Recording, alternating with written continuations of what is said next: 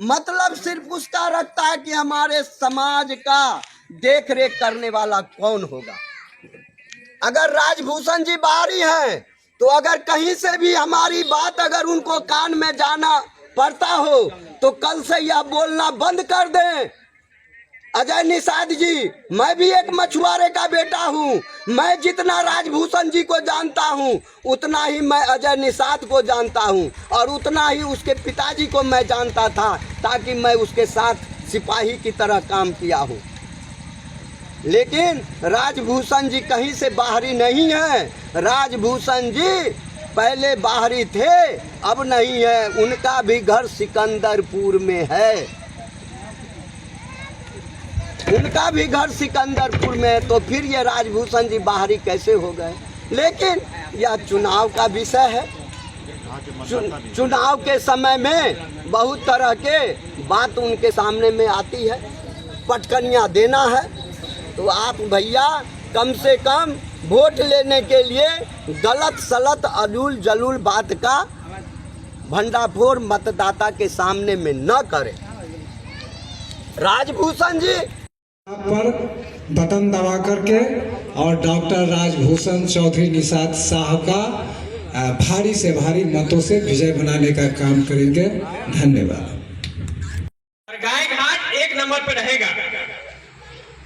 ये यहाँ कार्यक्रम में मौजूद सभी हमारे अभिभावकगण से हम आग्रह करने आए हैं। आप सबका बेटा है, आप लोगों के बीच के हैं और आप लोगों के बीच में ये आग्रह करने आए हैं कि आप सब लोग अपना आशीर्वाद इस देश को विश्व में, अपने विश्व के मानचित्र पर सबसे ऊपर रखने वाले माननीय नरेंद्र मोदी जी के आशीर्वाद दीजिए।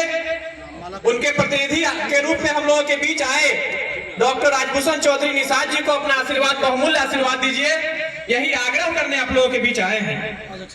कोरोना का काल हो, जहां देश में विदेशों में जहां लाशों का अंबार लगा हो, वहां इस देश में हमारे एक एक गरीब परिवार की चिंता करने वाले माननीय नरेंद्र भाई मोदी जी, जो भारत के यशस्वी प्रधानमंत्री हैं, एक एक घर तक कैसे अनाज पहुंचे, कोई भूखा ना सोए, कैसे कोरोना का टीका लगे, सब चीजों को लेकर के, किसान का सम्मान निधि से लेकर के हमारी जो माताओं बहनों का जो ख्याल रखने का काम किया, इज्जत घर देने का काम किया।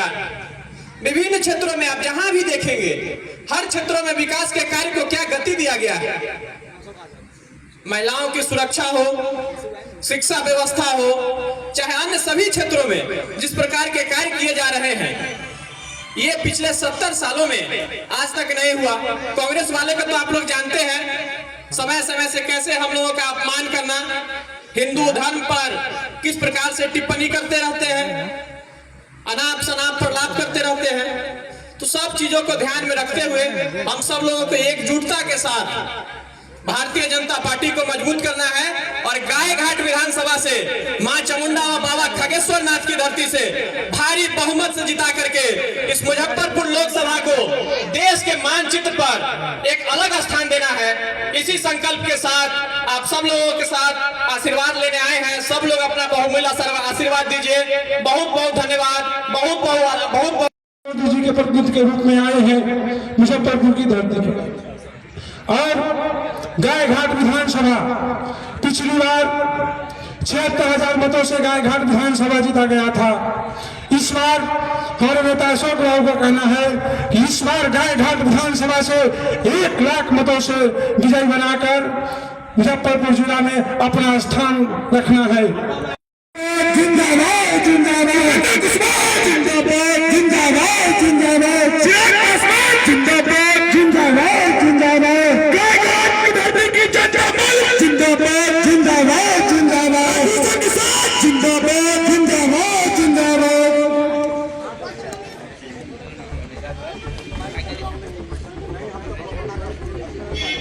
अब नहीं करेगा, हो गया जो करना।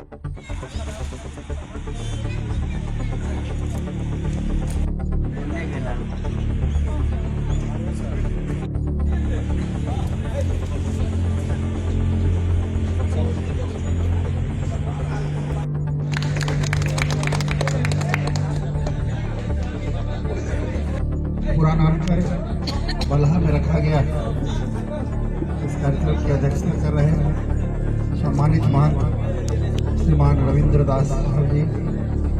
इस कार्यक्रम में उपस्थित साहित्य मंच का संचालन कर रहे डॉक्टर ध्रुव सहनी जी, समाज सेवी हैं दरभंगा से। इस कार्यक्रम में उपस्थित हैं मुखिया प्रतिनिधि श्रीमान रंजीत सिंह जी, भाई जेपी गामी जी, श्रीमान नंदेश्वर सिंह जी, श्रीमान अशोक सिंह जी जो भाजपा नेता हैं, श्रीमान पप्पू शिंदे जी समाज सेवी हैं, श्रीमान सुभाष सहनी जी, युवा नेता परशुराम कुमार जी, श्रीमान रामाशंकर कुमार जी। इस कार्यक्रम में उपस्थित मैडम रानी देवी जी और मुजफ्फरपुर लोकसभा के सम्मानित प्रभारी रत्नेश बाबू। इस कार्यक्रम में उपस्थित मैडम कोमल कुमारी जी, राजीव भाई, विजय भाई, लाल बाबू सहनी जी, प्रोफेसर साहब, माइक प्रभात किरण जी, फेकू बाबू एवं इस कार्यक्रम में उपस्थित आप तमाम बुजुर्गों को, नौजवान दोस्तों को, मातृशक्ति को मैं डॉक्टर राजभूषण चौधरी नमस्कार करता हूँ।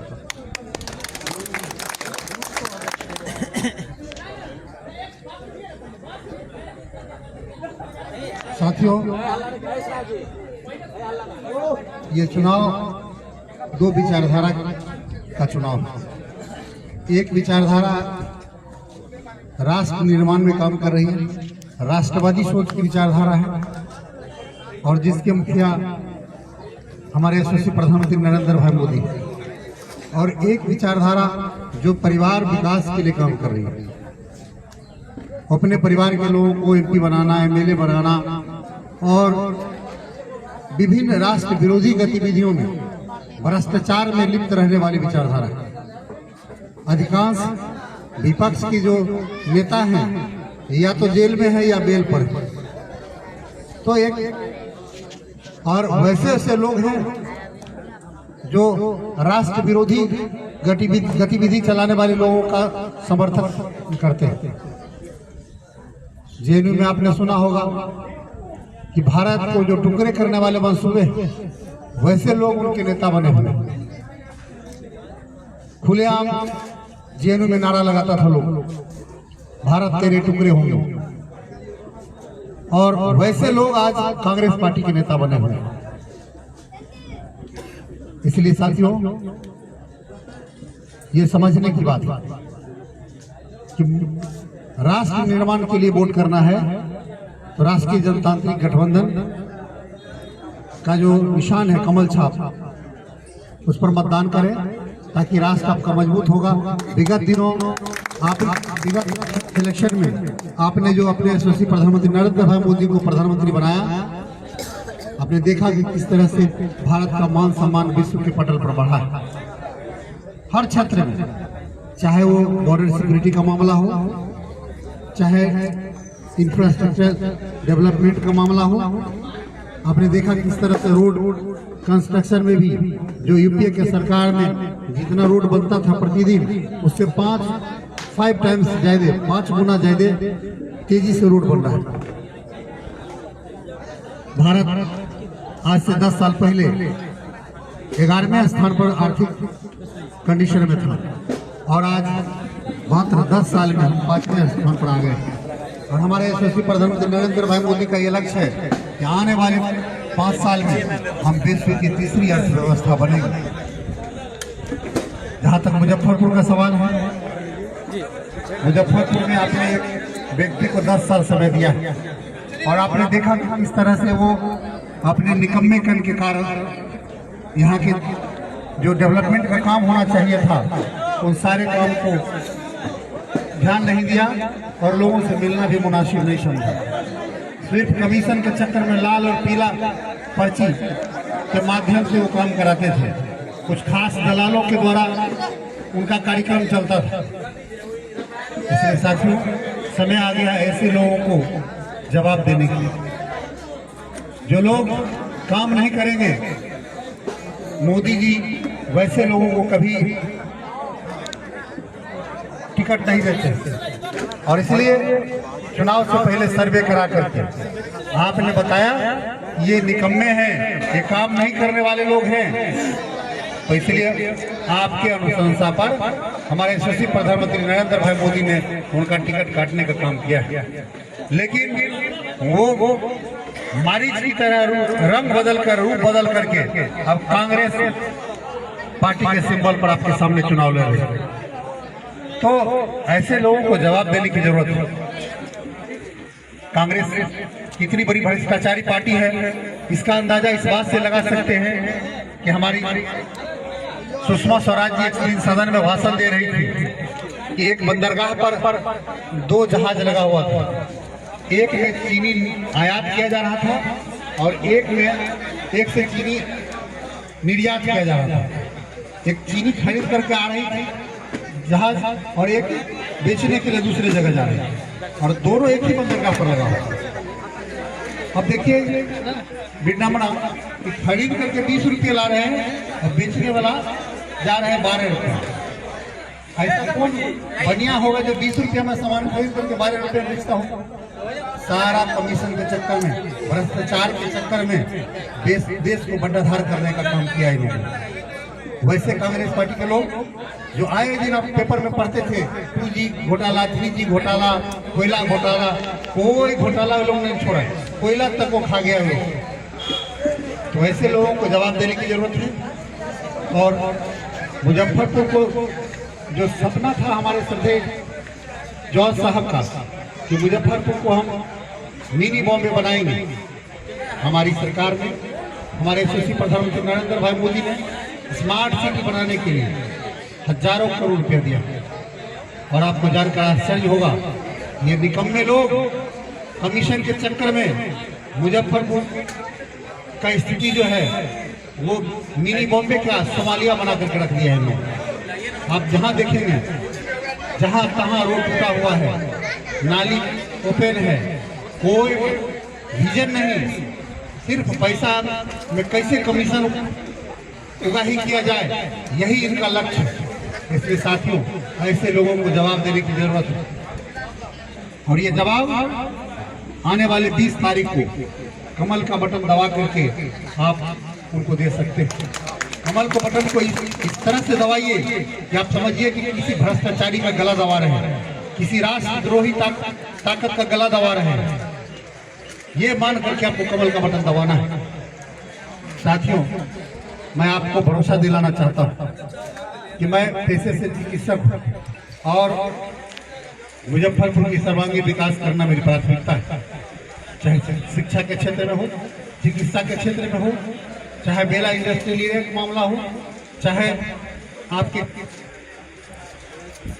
औराई और कटरा के क्षेत्र में चचरी पुल की समस्या हो, बहुत सारे जगह में भी रोड का समस्या है। इन सारे समस्याओं को निजात दिलाने का हम काम करेंगे। साथियों सरकार पैसा देने में कभी नहीं की, लेकिन ये बिचौलियों से फंस करके ऐसे लोग भ्रष्टाचारी लोग पीला और लाल पर्ची बना कर कमीशन लेकर के काम कराते हैं। इसलिए साथियों ऐसे लोगों को जवाब देने की आवश्यकता है। इन्हीं शब्दों के साथ मैं अपनी वाणी को विराम देता हूँ। जय हिंद, जय भारत, भारत माता की।